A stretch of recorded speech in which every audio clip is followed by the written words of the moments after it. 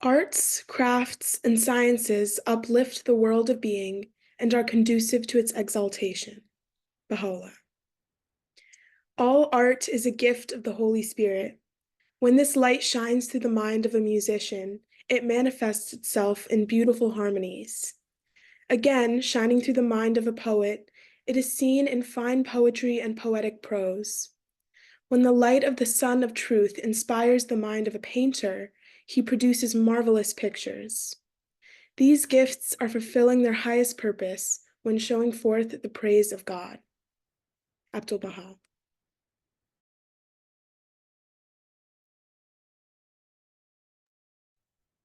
Thank you so much. So today we're really happy to have Miss Parisa Fitz-Henley, and she'll be talking about Mirrors of the Creator, our relationship with creativity. Parisa Fitz-Henley is a Jamaican-born American actor, writer, and producer with a passion for public health and education. As an actor, she's best known for her roles in series such as ABC's Triage, USA's The Sinner, and the Marvel Netflix collaborations Luke Cage and Jessica Jones, as well as films such as My Spy, Harry and Meghan, A Royal Romance, and Fantasy Island. She rounds out her creative endeavors, occasionally jumping into the world of music.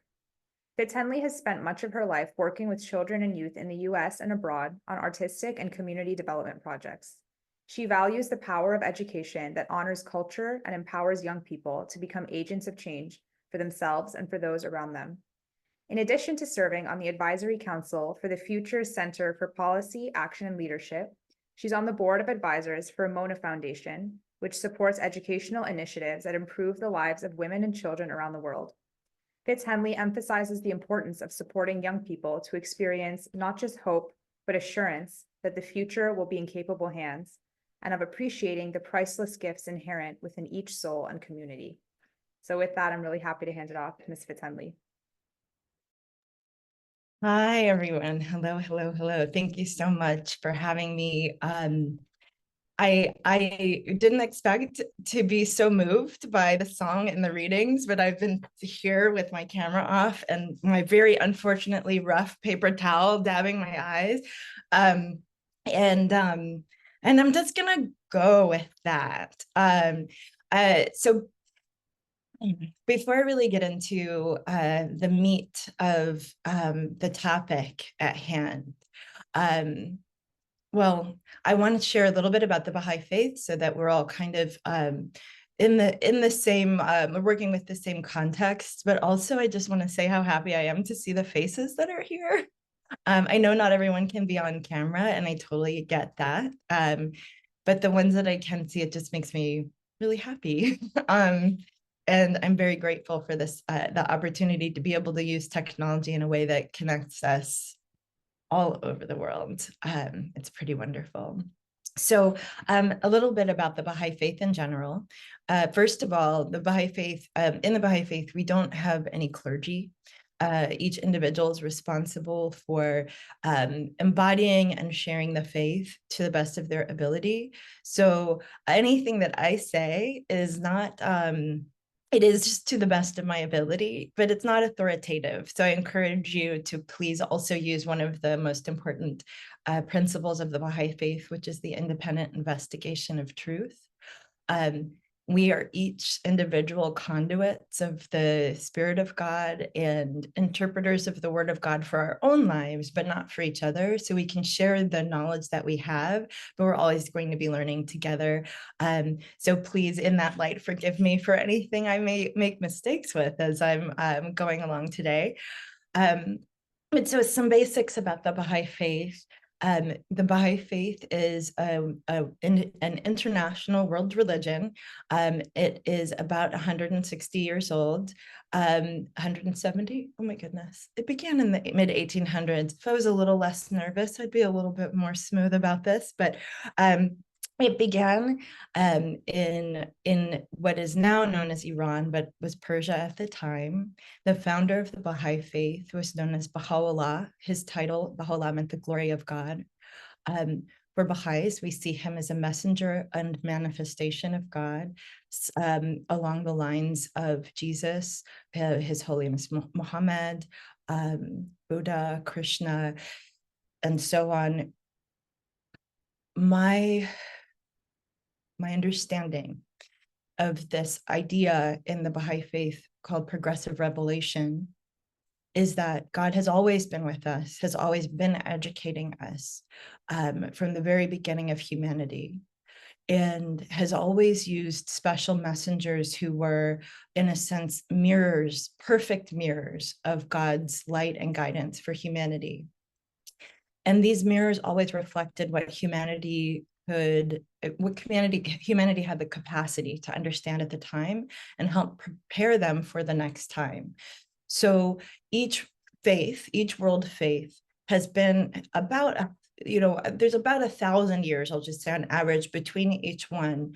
And if you'll notice in the study of the scriptures of these faiths, they always affirm the one behind, and they always say that one will come.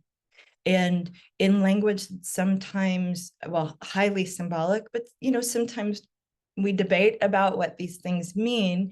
My understanding of it is that these different faiths are actually one faith, that they're like chapters in a book in which we've all been educated, and we are here today with the different teachings that we've gotten through these faiths, and because they are from God, no matter whether one is 150 years old or 7,000 years old, there's always going to be within them teachings that are universally valuable and eternally valuable. But they also bring teachings that are very particular to the age in which they are revealed. And so some of the teachings of the Baha'i faith that are particular to the age in which it was revealed are some very specific teachings about, for example, the equality of women and men, very specific teachings about the understanding that all of humanity is one race, that although there is the reality of the social construct of race, that it's not a spiritual truth. That the only way that we can solve the issues that we have as a world is through spiritual means. And those spiritual means do have scientific applications. They have technical applications. It doesn't mean we have to go sit on a mountaintop with our legs crossed and our eyes closed and everything will be fine. But that we have to look at how spirit can inform the decisions that we make, the discoveries that we seek, and the systems that we make. So I'll say one more thing. There's so many things that could be said, of course.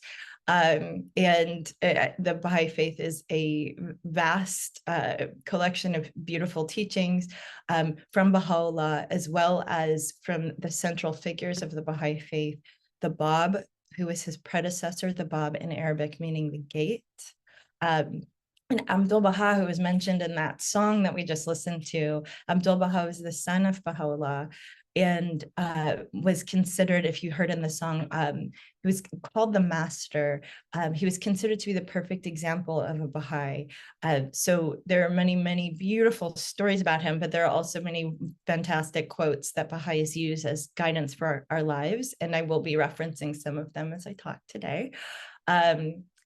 And he had some really wonderful qualities, in addition to just an incredibly deep spirituality, a wonderful sense of humor and warmth. And really just thinking about Abdul-Baha helps me feel comforted and encouraged. And so if you're not familiar with him, I highly recommend reading some of his works. Paris Talks is a book that I'm going to reference a few times today. But even books about him, I find there are certain people who are tuning forks for me, people who, when I'm near them, they resonate and help to reset my own vibrations, and Abdul-Baha is one of those.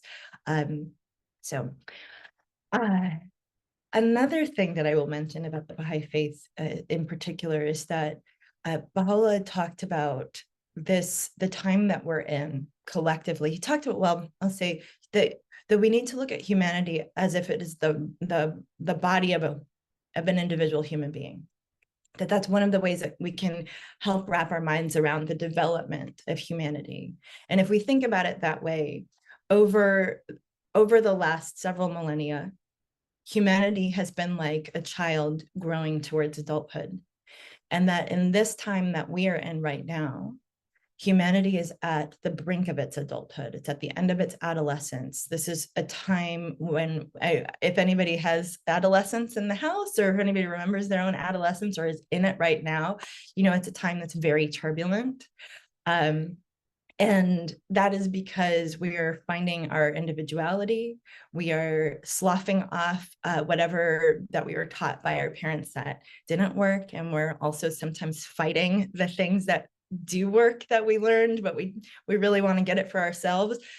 So humanity right now is in that very turbulent period. And when I remember that, that helps to calm my mind a bit about where things are at, because I know that after adolescence comes adulthood and comes maturity.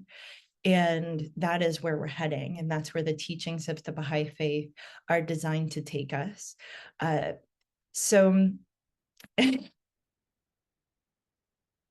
a word on perfectionism that I'm going to say for myself right now, because it also relates to creativity.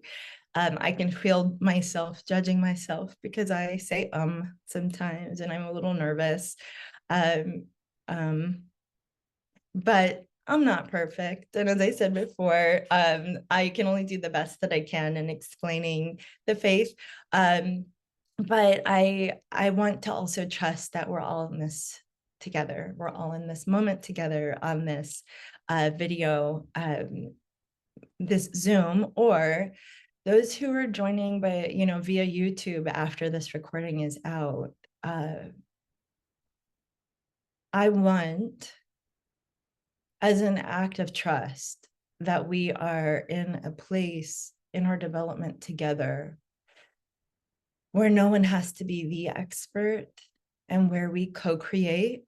I want to trust in that today as I set that intention and sharing with you from my heart. That matters very much to me, this idea of creativity. And I do think, you know, talking about humanity being at a stage of maturity or reaching that stage, creativity is a really huge mark of maturity. I think a lot of the time, especially in the West, we have this idea that creativity is something kids do, or professional adults, like professional artists. You do it. But once you grow up, you kind of do the practical thing. You got to just pay your bills. You got to, you know, go to work. And there's really no space for creativity. In fact, one of the things I've heard from adults multiple times is, I don't have a creative bone in my body.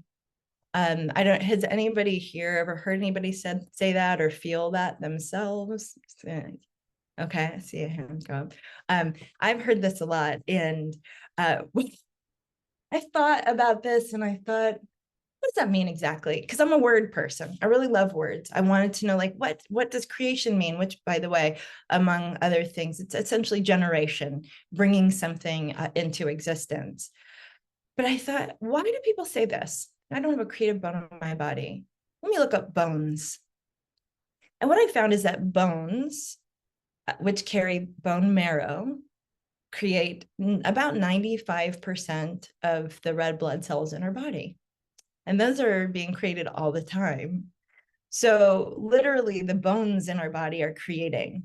We are at all times in creation as human beings, but we are not always aware of it. And I really love whoever made up that saying, I don't have a creative bone in their body, I think was probably a comedian, because if the bones are that creative, they tricked us all into affirming our creativity. But affirming our creativity is something that I feel really passionate about. As I'll tell you a little bit about myself now. So I am a professional artist. You could say I make my living as an actor, although if you know much about what's happening in the US with the entertainment industry, I can't say that I'm necessarily making much of a living at the moment, but we're working on it. And it becomes even more important in times of economic stress to really lean into creativity and what it means. one of the things that Baha'is look at as like, how do we understand God? How do we get to know God? Because we can't see God. We refer to God by many names, but no one can fully describe God. In Baha'i teachings, we look at the way to understand God, who is considered to be, in the best way to sort of describe God, an unknowable essence, obviously with great power, but we look at the attributes of God, and that's where we find God. I think also my understanding of what we're taught as Baha'is in our growth as human beings is that we're on this physical plane of existence in order to grow our spirit. And we do that by acquiring the attributes of God and nurturing them and strengthening them so that when we leave our bodies behind, we have the most intact spiritual body we possibly can as we continue our journey throughout the worlds of God, throughout the non-physical worlds of God. And so this is why, in part, why I think it's so important to really look at the reality of creation and creativity. What does it mean to mirror this aspect of God? Because what's one of the names of God is the creator. So why is it that sometimes we don't think of ourselves as creators unless someone else says we are? I think it's really important to look at the reality that we live in right now, in which we have a heavily commodified world. We are living in a world that has packaged things that for millennia, everyone made themselves. We all, I mean, speaking of the bones in our bodies that carry so much information for who we are, that we got from our ancestors, who I'm pretty sure I can safely say for every single one of us watching this throughout the world, our ancestors sat around firesides and told stories. Parents, grandparents told stories to children. People dressed up for festivals and special days. We painted our faces. We had special clothing. We drew in the sand. We put our handprints on cave walls. This wasn't something that you had to go to school for. Nobody had to write you a check after. This was a part of our natural way of being. And we see it with children. If you let them, they'll just create away. But if we overconsume, sometimes we forget that we can create ourselves. And we're living in a time in which consumption is making some folks extremely wealthy. There's a lot of investment in making sure that we stay in the consumer realm rather than the creative, because we think, oh, well, why should I create? There are these other people that do that. That's what kept me from looking at being an actor growing up. I fell into it on accident in my 20s because I thought, oh, that's a thing that the people on TV do. Not somebody like me who's grown up in this little town and surrounded by a big city. And I don't know anybody who does this. So, I think about my own journey and the journeys I see of different people as we are suffering from really astronomical amounts of depression and loneliness. There's a lot of anxiety in our society, and I think that creativity is actually one of the things that might be an antidote to a lot of these things. So I'm going to look at my notes a little bit, make sure that I'm on point with what I want to share. Yes. So one of the things that I'll be doing today is talking a bit about where we can create. And I'm curious, actually, is there anyone who'd like to throw in the chat any ideas of places that creativity cannot work? Does anybody have any ideas of like, we cannot create in, I don't know. I'll leave it to you, but I'm going to watch the chat for a moment and see if there is anything we think cannot be created in. We can't use creativity for corporate settings. Okay, I see that. Let's see what else. We'll talk about that. Any other? Where else can we not create? I see some furrowed brows because it's hard to think about. Yeah. Okay, I'm gonna go with that one. Because I had a fun experience. And by the way, bless you guys for being on the other side of this screen, because if we were in a room together and you told me that you are not creative, I'm like a dog with a bone. You can create anywhere. I really do think you can. So I was talking with a microbiologist, and she was saying, oh, I wish I could be creative, but I'm not. And we had this whole conversation. I'm like, no, everybody's creative. We all are, and she's like, no, not me, not in any way. I'm not. And I was like, oh, okay, all right. Well, why don't you tell me what it is you do?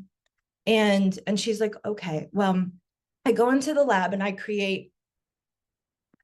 So she creates experiments and even used the word create, but was very adamant about not being a creator.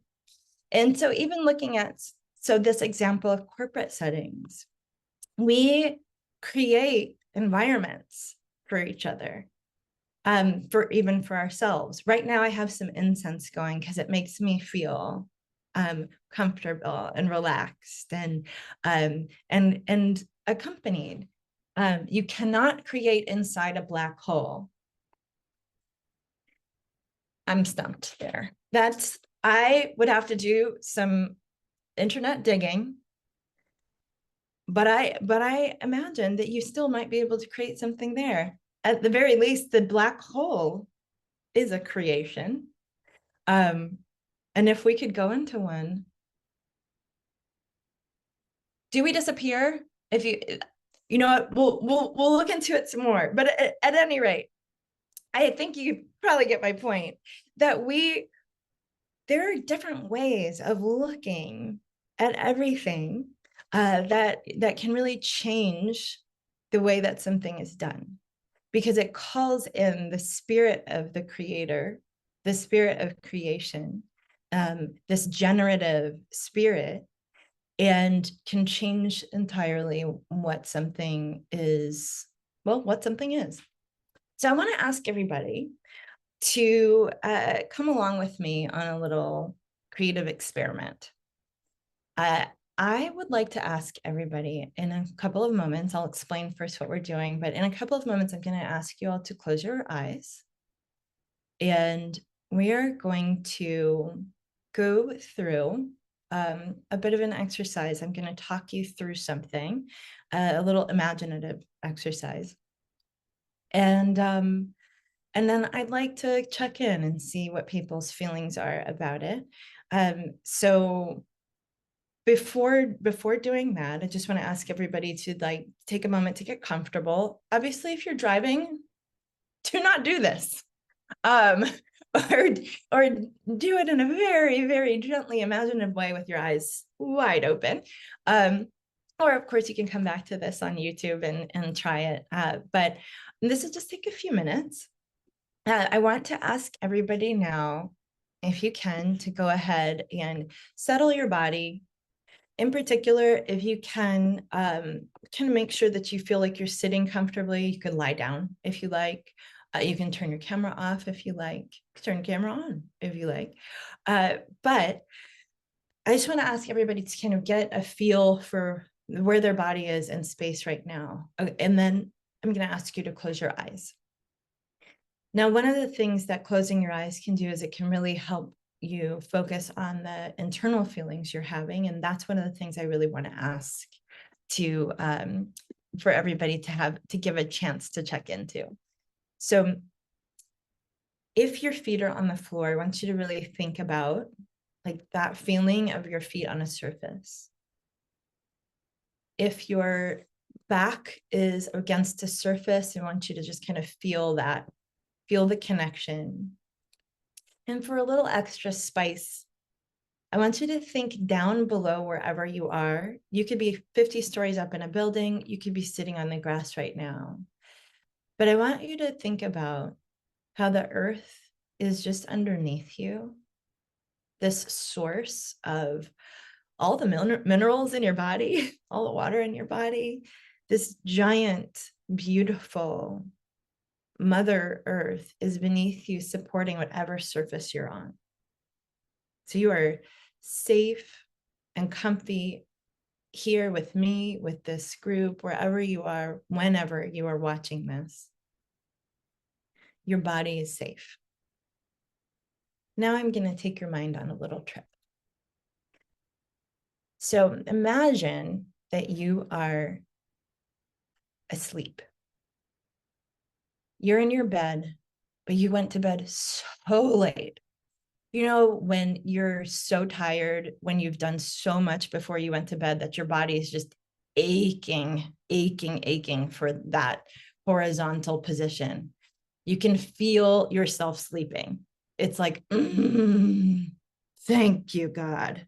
I needed this. And 3 hours in to what you'd hoped would probably be a 10-hour sleep, there are 3 knocks at your door. And then it opens.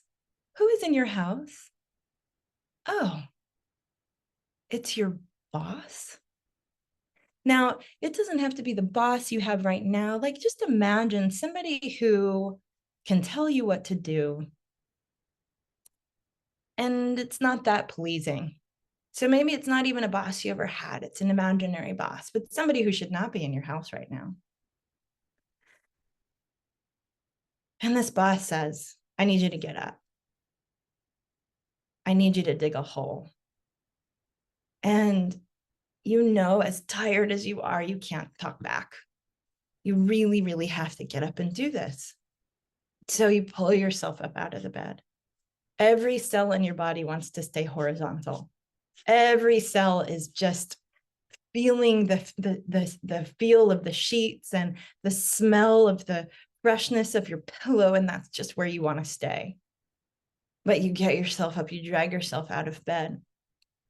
You put on some flip-flops at the door, and you follow your boss outside to a rocky patch in the yard. And the boss says, I want you to dig a hole 2 feet wide, 4 feet long, 1 foot deep. I'll tell you why later. Here, I drew you a diagram of it and scribbled on the back of a birthday card that you treasured. How did he get that? We don't know. But scribbled on the back in crayon is this diagram. This is what he got you up for. Now, the morning sun is coming up. You're squinting.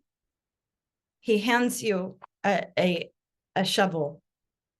Now, if you can, look at your hands around the shovel. He didn't hand you any gloves. You're wearing flip-flops. You can look down and almost feel your feet on this rocky surface. And you see where this hole is going to be dug. And you look at the boss, and the boss is looking at you sternly, and you begin. And we're just going to take a few imaginary digs, but really feel the resistance against the ground. Hear the sound of the grating of the rocks with your against the metal of this shovel. And the boss says, I'm only here for 1 day, so you really got to get this done. So because I'm going to be sweet to you guys, we're going to just do this. You're very fast at this digging. And you're almost done, almost done, almost done. You bend over to pick up one last stone that's in this hole that you've dug. And you look up and you see that the boss is holding 1 seed. And he tells you, this is for a garden. And you're looking at him. The sun is up behind him, so you have to kind of squint. 1 seed? I dug this hole 2 feet by 4 feet by 1 foot for 1 seed. Do you know what the chances are that 1 seed is going to grow? But you can't ask the boss that. He's only here for one day, and he's obviously not the warmest person in the world. So you take the stone that you have in your hand, you look at the boss, you make sure that he knows that you're not going to throw it at him, and you kind of throw it away from him, looking at his face to see that he knows that you did this with care. I want you to look at him in your mind's eye. Look at your boss. Unreasonable. Got you up after 3 hours. Not looking very friendly. And as you reach up to take the seed from his hand, the sun behind him gets brighter and brighter until it's so bright that it washes everything out in white light. And then you're back in your body with me. Here on the Zoom or on YouTube, you're back in your body. I want you to just feel where you are. Move your fingers and your toes. Gently open your eyes, look around, look at the space around you. And what I'd like to invite you to do, because that might have been a little bit of a stressful experience, is just sort of shake your body out if you can. Or you could tense your body and release it, because doing these kinds of movements can help you to move some of the stress out of your body. And it's important to do that so that it doesn't sit with you, and so that your nervous system knows you're not in that experience. You're not digging a hole. You're here, you're in your home, you're comfortable, and you're safe. So I want to ask, did anybody feel anything when that was happening? Was anybody able to connect to the feelings of getting up when the boss came, the unwelcome, perhaps, invitation to get out of bed? Is there any feelings that came up? Anything? I see some nodding. Okay. So I'm going to actually take us now back in to our mind's eye for something else. Okay. We're going to do something similar, but you know the drill. You're going to get back into your body. You're going to feel your feet on the ground. You're going to feel your back against whatever surface you're on. I want to remind you to just breathe gently. Let your eyes close. Really feel yourself in the space that you're in. And then think about how that beautiful earth is supporting your body here. And then in your mind's eye, I want you to have that post very late night sleep. So you're in bed. It was such a late night. Your body was yearning for the pillow. You could feel it aching for rest. And you're like, I'm going to get 10 hours tonight, that's for sure. But after 3 hours, 3 knocks, and your door opens. Who is in your house? It's a tiny child. Now, this child could be one of your children, a child that you hope for in the future, a niece, a nephew, a grandchild, but somebody who is just so precious, so beloved. They open the door and they say, I need you to dig a hole. Now, this child is not supposed to be in your house because they don't live there right now. They're only here for one day. And you know that. You know that the time with them is precious. How does it feel when you get up out of bed to go outside with them? You walk outside, putting on the same flip-flops you put on before. You follow them to a rocky patch in the yard. And they say, this is it. This is where I would like my hole to be. And they hand you a shovel. Now their hand is kind of shaking when they do it because boy, is it big. And they're very little. So you quickly take it from them and you look at that and you see your hands around the shovel. You don't have any gloves. They didn't give you gloves. But the sun is rising and this child's face is so tender and sweet, and you only have a day with them. You don't even ask why they want the hole. You look at their outstretched hand that's holding a birthday card that someone gave you, and on the back in crayon, they've drawn a hole that is 2 feet by 4 feet by 1 foot. And they look up at you, can you do it? And you say, of course. And it's very rocky, same rocky ground, but whenever you look at that sweet face, you think, boy, how often does a sweet little child come and ask me to do something for them or with them? I only have 1 day with them, I'll do it. So, because you're already very quick at digging, it doesn't take you long to dig this hole. It's just as hot out, the sun is just as high. In fact, because the child is little, they're not blocking the sun the way your boss did.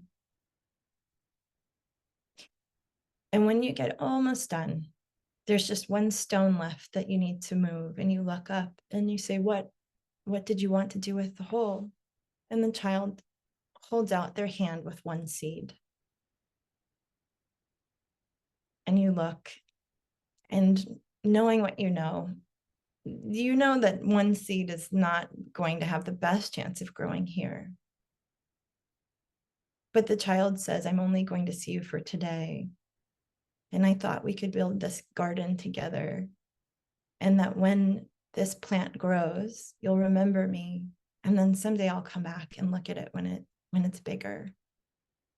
And you see that seed and you think, boy, this is a precious seed, and this seed is gonna grow. I'm gonna make that happen. So you look at the child and you know you need to throw the stone away that's in your hand. Very carefully look at them and throw the stone away from them so that they know how precious and valuable they are, that you would never want to hurt them. And then you take the seed and you put it in the center of the hole. You put down the shovel, and just with your bare hands, you feel the earth as you start to return it to the hole, knowing that at some point in the future, there would be a little sprout that would remind you of this precious day. And you look up at the child, and the child is looking at you with wide eyes and wonder. And the sun is behind them, and it gets brighter and brighter until the entire scene fills with white light. And then you're back in your body here with me. You're here with me. Your body is in 2024, or whenever you're watching this. It's May 18th for me, 2024. We're back in the present. I want you to just take a few breaths, open your eyes, be present here where you are. Now, did anybody have any feelings come up in their body when we were doing that particular image? Were they the same feelings as the ones you had in the first one? No. There's a reason for that. There's science there. So as you can imagine, depending on the circumstances of an action, we have very different reactions in our bodies. Something that I learned that I thought was really, really very fascinating was about a study that was done, and I'll tell you where the study, when I don't think I have I don't have the year of it, sorry, but a study that was done of 84 female room attendants working in 7 different hotels. They were broken up into 2 groups. One group was told about the physical benefits of exercise and told the very truth that the kinds of work that they did were those kinds of exercise, that they were actually being beneficial to their health by cleaning hotel rooms and hallways and maintaining this building. The other half of the group was told nothing and continued on with their work as they would have. And 4 weeks after this intervention, the informed group, who perceived themselves as getting significantly more exercise than before, had some really interesting results. There's a decrease in weight, blood pressure, body fat, waist to hip ratio and body mass index. Now, they were doing exactly the same thing that they were doing before. They were doing the same thing as their counterparts. The one difference was that they knew what they were doing, and it completely changed their chemistry. When our chemistry is changed, it changes the way we feel, the way we move, the way we digest, the way we sleep. And I used the imagination exercise that we did to help you have a bit of an experience of like you were just digging a hole in your mind. Same hole, both of them. Both of them you got woken up with very little sleep. But because of a few differences in the perception of the experience, you had different feelings in your body. So imagine what it's like when we add a different experience to what we are doing in our daily lives. Imagine what it's like if we bring the spirit of creation into the things that we do. For example, let's say you were going to, this is going to be a little light imagination exercise. We won't have to close your eyes or anything, but just think about you have a pot of macaroni and cheese on your stove. And how would you prepare that if a king came to you? Someone said, there's a king in our neighborhood and he wants to eat at your house. He doesn't care what it is, but you have macaroni and cheese. And you think like, this is a king, you respect and admire this person and you really want to take care of them. How would you plate the macaroni and cheese? Would you flop it down? Or might you get a teacup and fill it and then turn it over so you have a nice little mound? Maybe you look for a piece of basil and pop it in the side. All of a sudden, the same ingredients become this like cute little thing. You know, that's something we can do for ourselves. That's something we can do every day. I don't remember to garnish my food often, but I could. And so, sorry. Somebody, my neighbor's in my yard. I'm looking and it's like,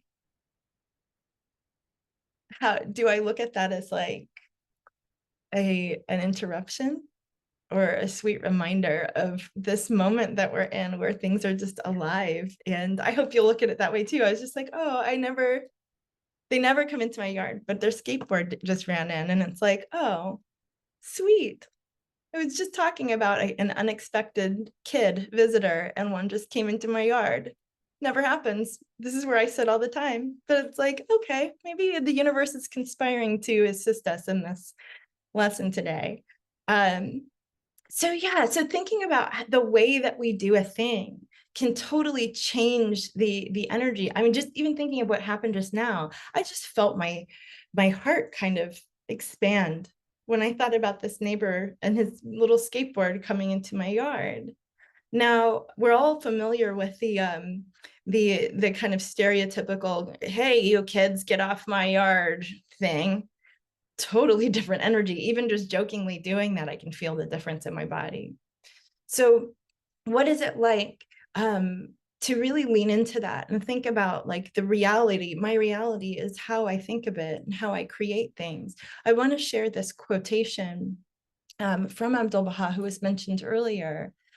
He says, the reality of man is his thought, not his material body.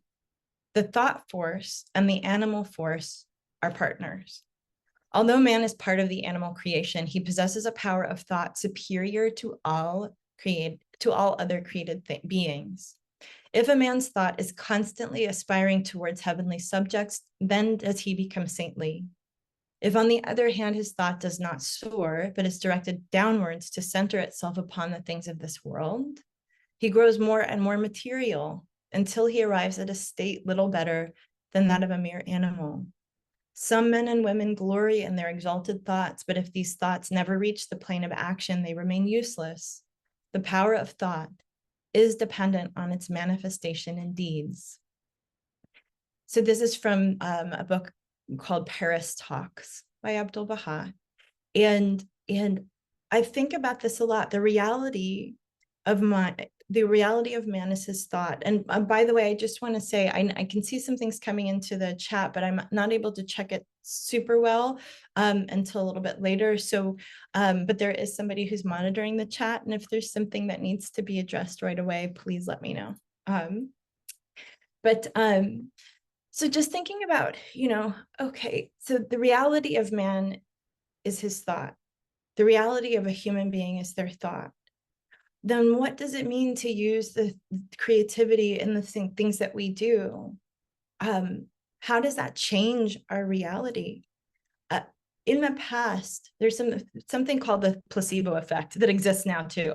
This is the order of my sentence is a little bit off, but in the past, the placebo effect, this idea that our mind can make something seem as if it's working on our body, that was seen as a negative. But as mind-body medicine has been developing more in the understanding of the connection between our spirit, our heart, and our entire being, as we begin to really understand that, we start to look at the placebo effect in a different light. How we understand the workings of something, how much we believe in it, can really impact us in wonderful ways. And now we see that we can measure those ways. The placebo effect is what was happening with the hotel workers, the hospitality workers that I mentioned earlier. And in a way, it's even happening a little bit in those stories that we experience together of digging these holes. Depending on how we see something, it has such a profoundly different effect on us physically, which allows us to do other things in the world in different ways. It's the difference between seeing a conflict as something that could end a relationship and as something that could deepen a relationship. We have this incredible power within us to create at all times. And it's something that I really want to encourage everyone to see as their birthright and their responsibility. Because the things that we bring into this world, we can either bring as reflections of what's already here, or we can bring as reflections of the spirit. Like when we consciously look and say, I could clean my room, or I could create a space in which I feel rested. Same thing. But they might drive really, really different ways of looking at something, give you different energy, and even maybe change the way the room gets cleaned at all. But we have this power within us that the society around us tells us is only for certain people. And I just want to say it's not. I promise you it's not. I promise you that there are things that you can use creativity in that you never imagined, even those corporate environments. What is it like, for example, to go into a board meeting and just before to call on God, to call on an ancestor and say, I invite spirit into this space with me. Is there some way that I can bring a creative energy to this experience, even just as myself? I will say from my own experience, those prayers get answered in the most mysterious ways. You never know who else is yearning for that openness, but doesn't feel the confidence to be able to tap in. Even in a meeting, let's say you're setting up a board meeting and there's not a lot of flexibility, but you are like, we usually do bottled water. What would it be like if I got a glass pitcher that caught the light in the room? And what if I put a few mint leaves in the glasses? These are small things, but they make a difference. Because if your idea was to bring beauty into the space, to refresh something, only our society as it is right now quantifies things. And we know that how we value things is not right. We know that the work of one person it is not worth a million times the work of another person. But because of the way that our society is set up, we get kind of rigid in the ways that we value things. So like a little mint leaf in a glass of water may seem small, but we never know how that is impacting someone else in the meeting who goes, maybe the next time I'm not going to bring the donuts from the grocery store. Maybe next time I'm going to bake muffins. And the energy of that is the difference between them running into a store with fluorescent lights and grabbing the thing on a shelf and thinking before they're in their kitchen making something and baking something and filling their home with the smell of cinnamon, and I'm going to bring that to my coworkers. So now you've got a mint leaf and someone else got fresh baked muffins, and then it's like, how come we don't have lunch? These meetings are long. We should have sandwiches. Like you just never know how something's going to build, but you have to see yourself as a real change agent to value those things. And I want to tell you they're valuable, and you are a change agent because you're part of this whole of humanity right now who's been charged to move into its maturity. So each cell is ready for that maturity. Each cell is us. We're ready to impact the body of humanity with the spirit of the creator. This is time. It's fertile. That the soil is not rocky. I mean, well, I take that back. There's a lot of rocks in the soil of life right now, but there's a lot of fertile soil in there too. And each of us is that seed. So I would like to ask if you could to think about 3 ways in your own life that you might approach something with a spirit of creativity that you might not have thought of before. And like, I'm going to give a couple minutes, just sit and do that. And I'm going to do it too. If you have a little piece of paper around you or something to make a note on, you might want to, but like you can keep it simple.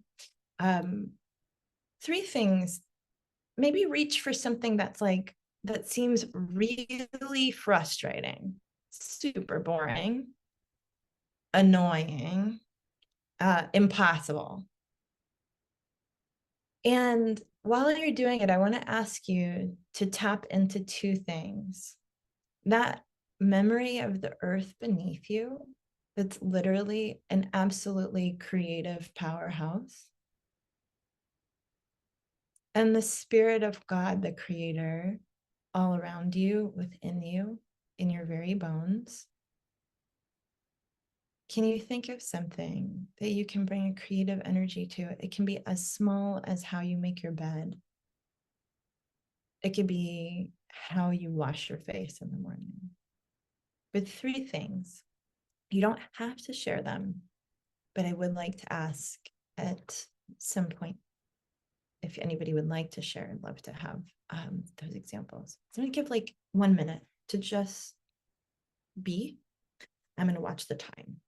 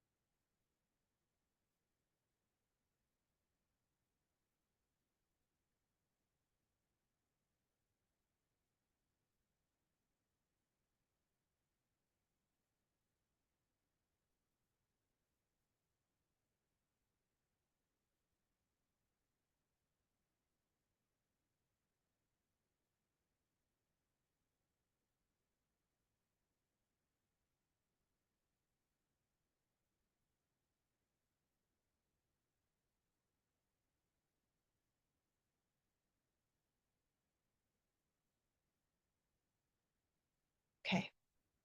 So that was a minute.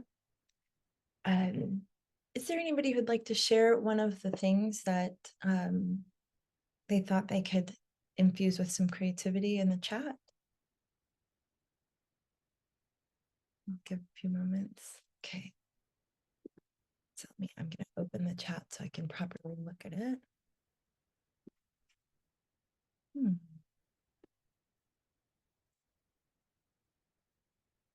The state of the world with wars and the condition of children who are affected. And to be creative and how I can help them. I see that. I feel that. Anyone else have an idea of something that they can be creative about? Nothing is too small or too simple or too big.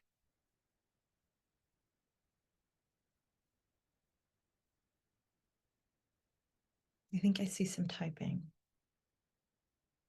Singing prayers in the morning. Yes.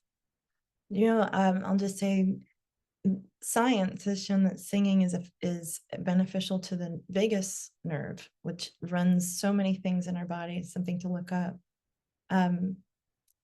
It's very interesting how a lot of the things that we consider creative are actually very beneficial to the body and the mind. Creative in how I respond to negativity, how I love myself and others. Yes. Caring for my 96-year-old landlord. Yes. Being happy in what you do, how you share the faith. And that's meaning the Baha'i faith.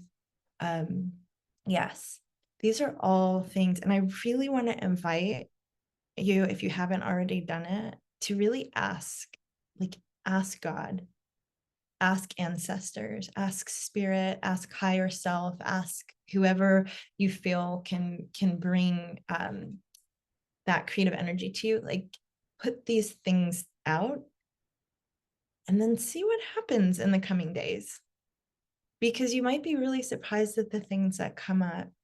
And this is one of the things I've also learned about creativity, is that there's something about structure and flow, about intention and letting go.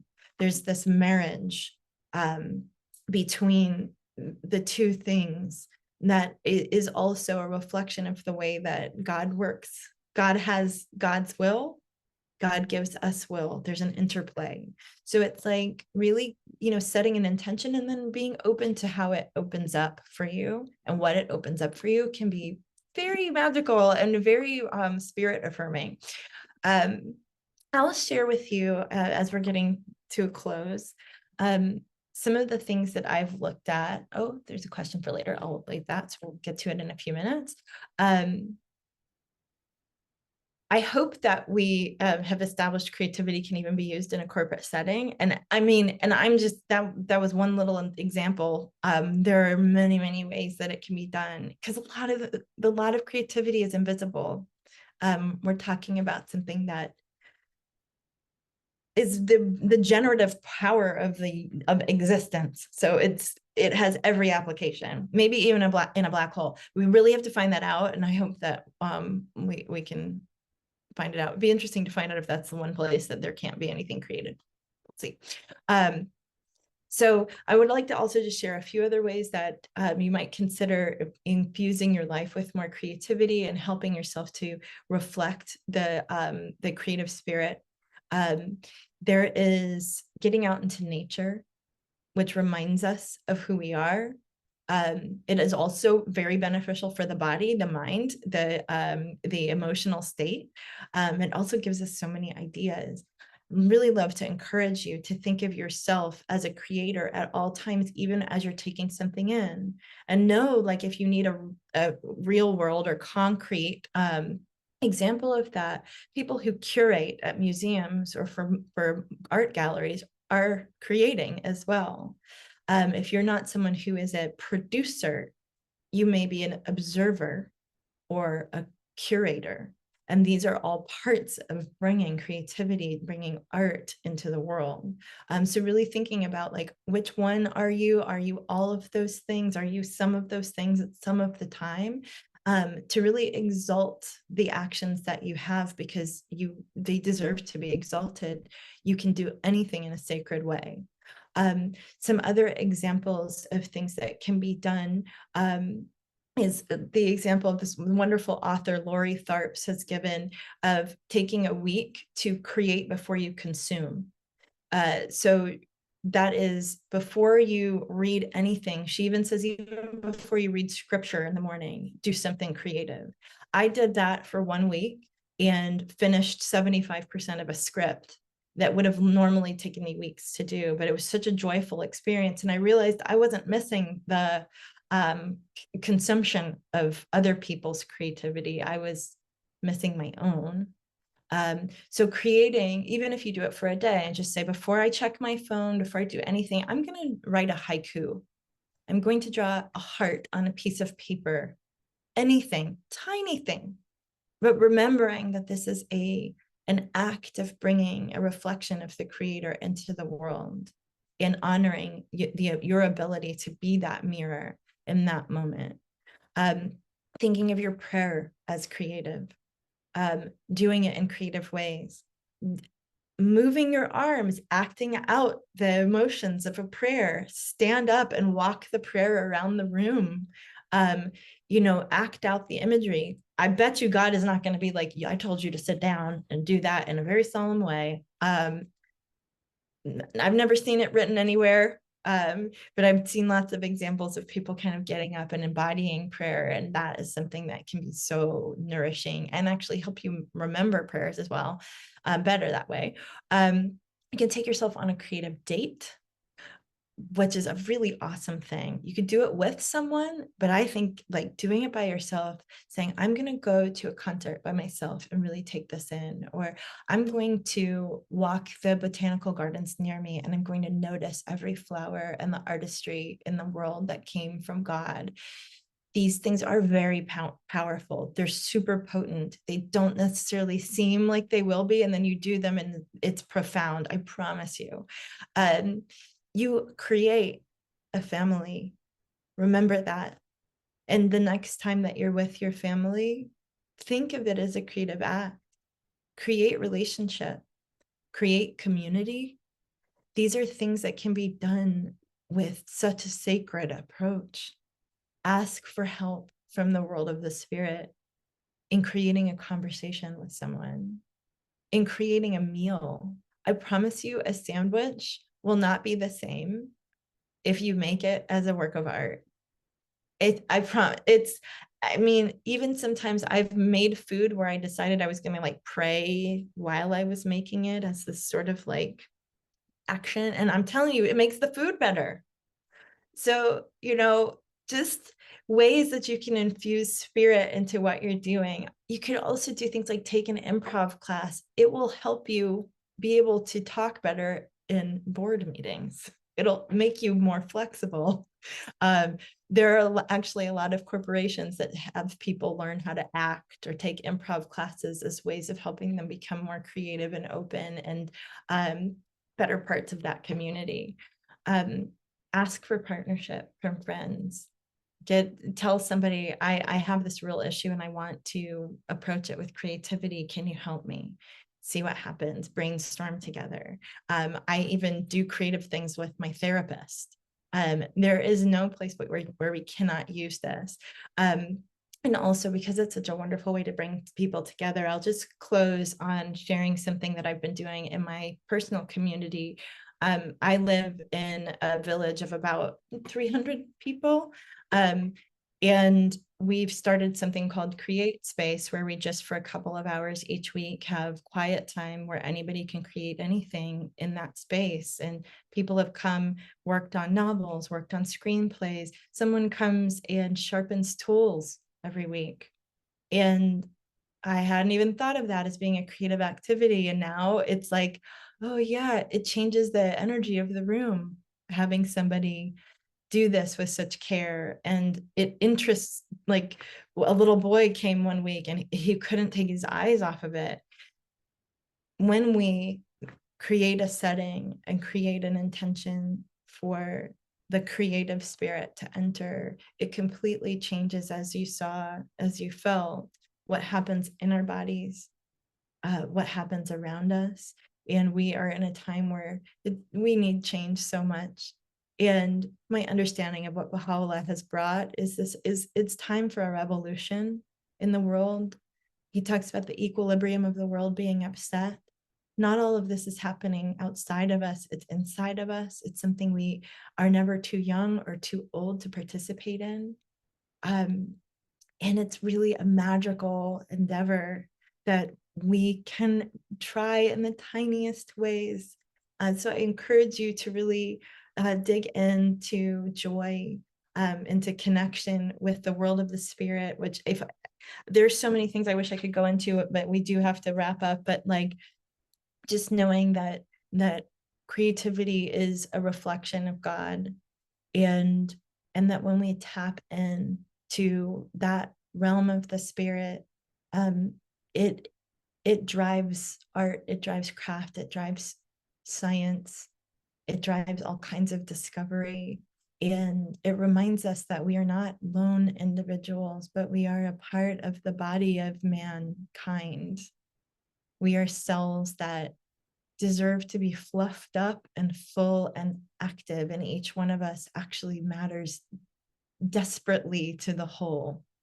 We really, really change things in every room we're in, for people we're wishing good things for from afar, for our own life. We have a tremendous power in our creativity, and I hope that we'll all really redouble our efforts to manifest that in the world.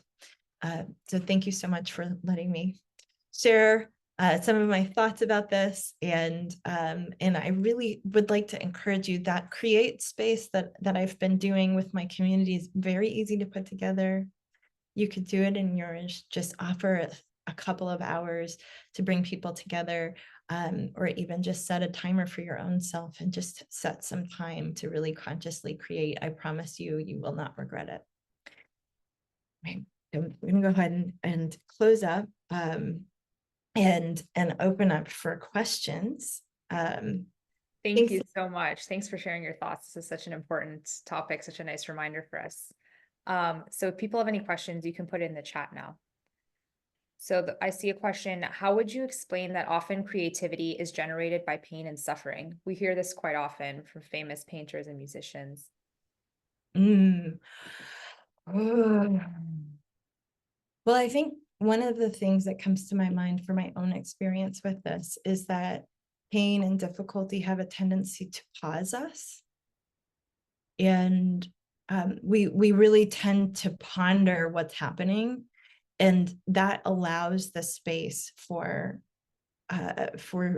creation to come through. We have a tendency to turn to God, to turn to spirit, to turn to whatever feels like a higher power to us in those times, and we ask for help.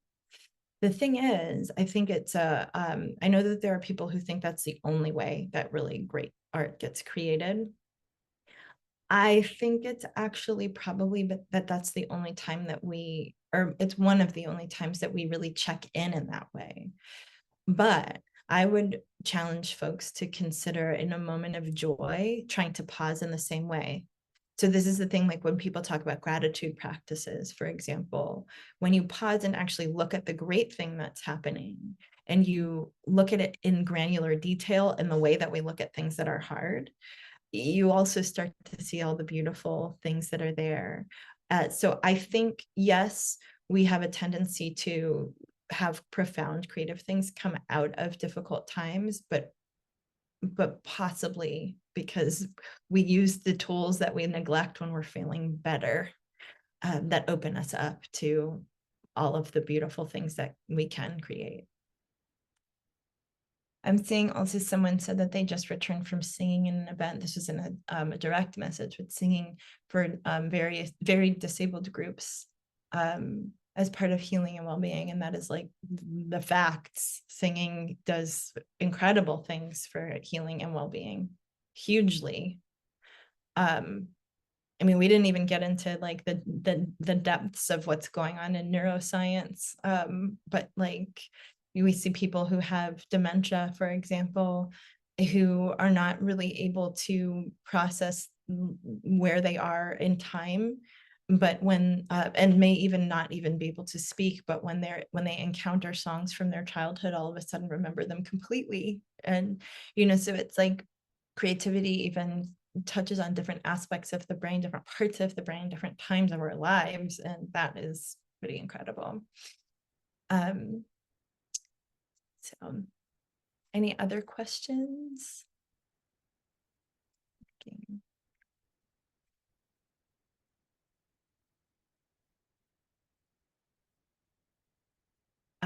So I see, like, imagination. I see in the writings, that's in Baha'i writings, that imagination is one of the spiritual senses. How is that related to creativity? So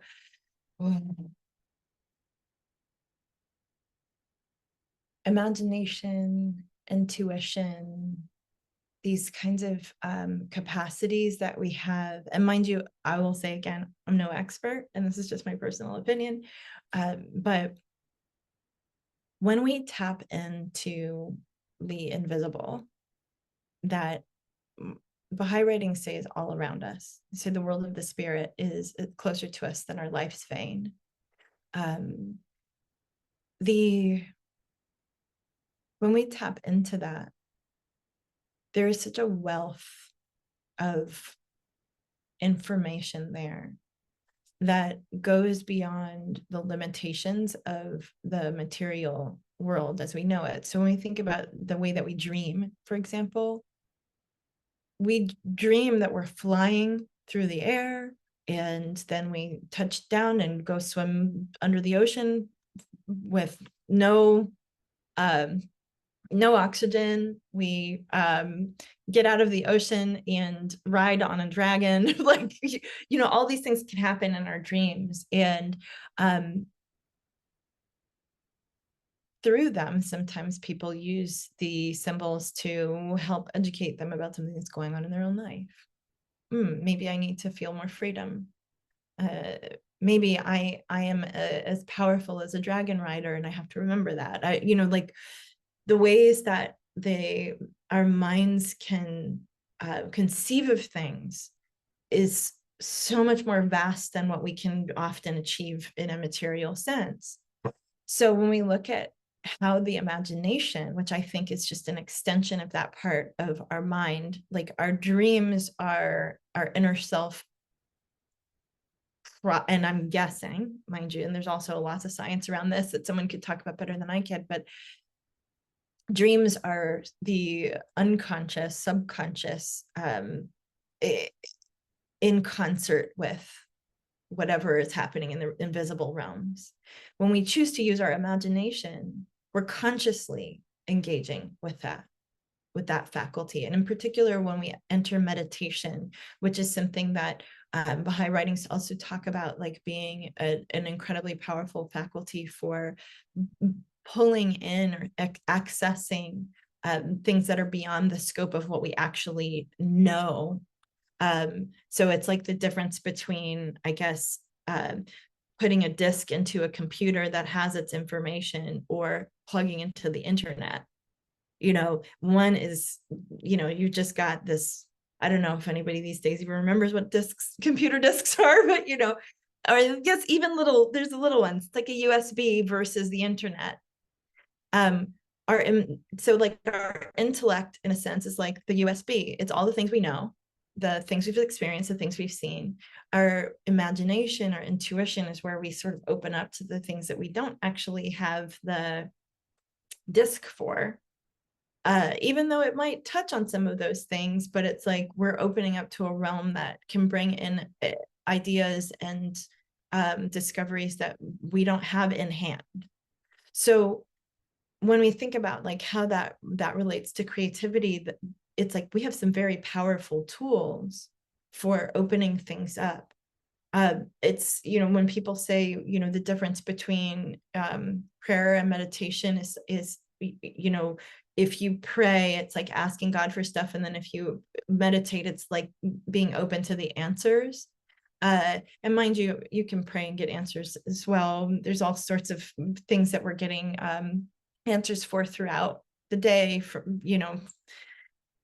things we encounter to people we encounter. But But I think the practices where we open ourselves up to the invisible really help us to bring in the newer things that don't, that haven't been here before. And especially when we look at a time where so many things are falling apart or need to be dismantled, we really want to be able to open up and conceive far beyond where we are right now. And this is like the difference between reflecting what is in front of us versus the infinite, which we do have a capacity to harness some of. If that made sense. So there's a lot of talking. I see a launch. Yeah, I see some comments. I don't see any other questions. I don't know if you got any direct ones, but okay, great. Well, then I think we can wrap it up. Thank you so much again for sharing your thoughts and giving us your time today.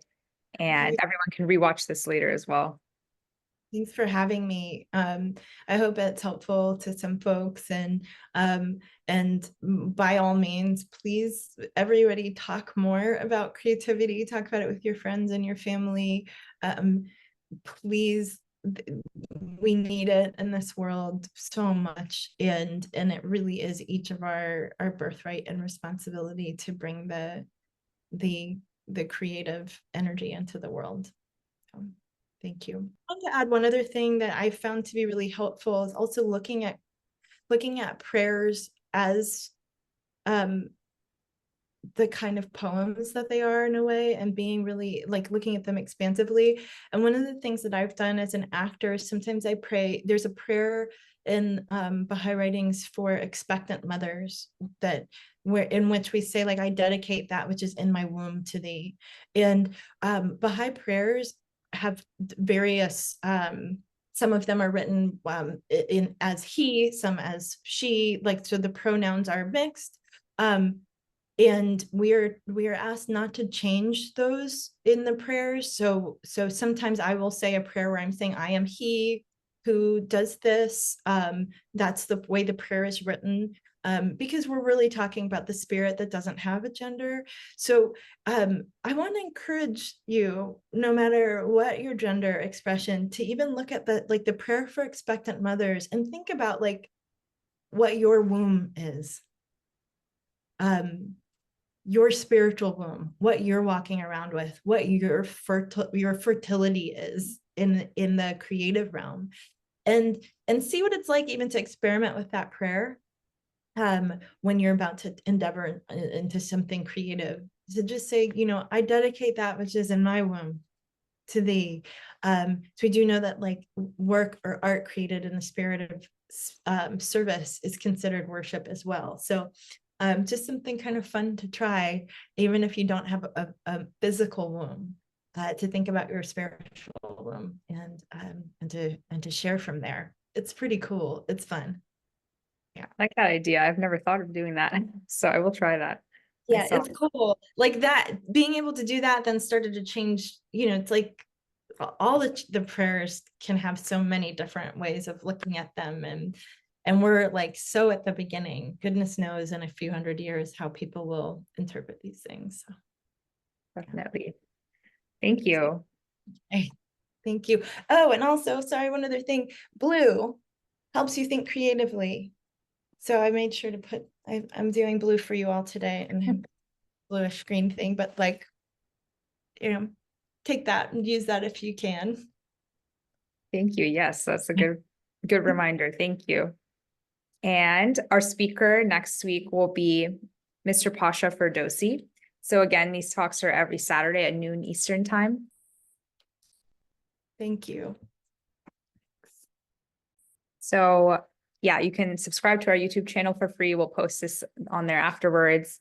And you can fill out our contact form if you want to be on our mailing list. So thank you all again, and we'll see you next week. Bye.